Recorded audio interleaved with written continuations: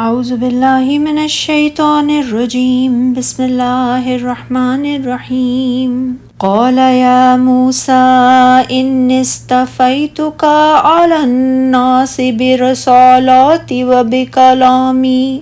فخذ ما آتیتک وکن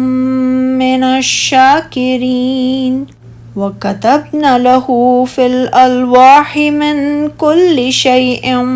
مَوْعِظَةً وَتَفْصِيلًا لِكُلِّ شَيْءٍ فَخُذْهَا بِقُوَّةٍ وَأْمُرْ قَوْمَكَ يَأْخُذُوا بِأَحْسَنِهَا سَأُرِيكُمْ دَارَ الْفَاسِقِينَ۔ اللہ نے فرمایا، اے موسیٰ، بے شک میں نے اپنے پیغامات پہنچانے اور اپنی ہم کلامی کے لیے لوگوں میں سے تجھے چن لیا ہے، چنانچہ تو لے لے جو میں نے تجھے دیا ہے اور شکر گزاروں میں شامل ہو جا۔ اور ہم نے اس موسیٰ کے لیے تورات کی تختیوں میں زندگی کے ہر معاملے کے بارے میں نصیحت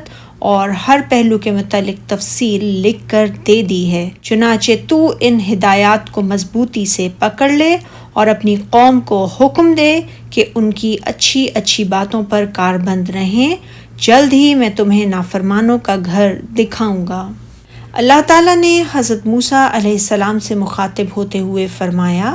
اس نے انہیں اپنے پیغام اور کلام سے ان کے زمانے کے لوگوں پر ممتاز کیا ہے، اور اس میں کوئی شک نہیں کہ حضرت محمد صلی اللہ علیہ وسلم تو اگلی پچھلی تمام اولاد آدم کے سردار ہیں، اس لیے اللہ تعالیٰ نے آپ کو خاتم النبیین اور مرسلین ہونے کے اعزاز سے سرفراز فرمایا اور آپ کی شریعت کو قیامت تک کے لیے جاری و ساری کر دیا۔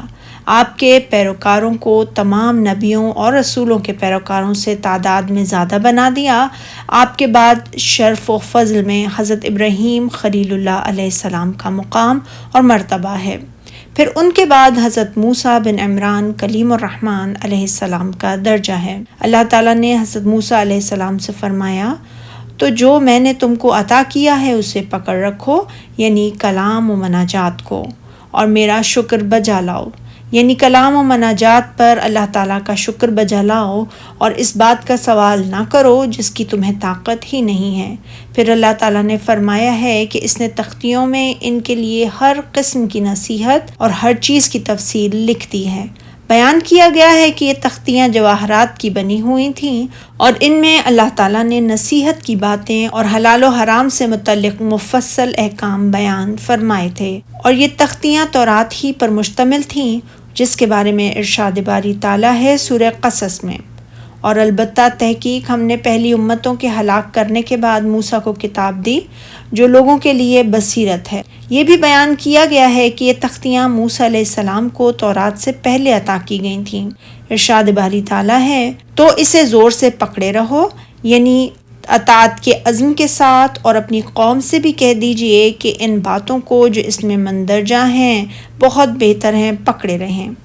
سفینہ بن عیانہ فرماتے ہیں کہ ہم سے ابو سعد نے اور انہوں نے اکرمہ سے اور انہوں نے حضرت ابن عباس رضی اللہ تعالیٰ عنہ سے روایت کیا ہے کہ موسیٰ علیہ السلام کو حکم دیا گیا کہ وہ اس چیز کو اس سے بھی زیادہ مضبوطی سے پکڑ لیں جس قدر انہوں نے اپنی قوم کو پکڑنے کا حکم دیا ہے، کیونکہ موسیٰ علیہ السلام کو فخذھا بقوۃ کا حکم اور قوم کو بھی احسنا کا، اور فرمایا میں عنقریب تم کو نافرمان لوگوں کا گھر دکھاؤں گا، یعنی تم ان لوگوں کے انجام کو دیکھ لو گے جو میرے حکم کی مخالفت کریں گے اور میری اطاعت سے باہر ہو جائیں گے، وہ کس طرح تباہ و بربادی سے دوچار ہوں گے۔ سبحانک اللہم و بحمدک، اشہد ان لا الہ الا انت، استغفرک و اتوب الیک۔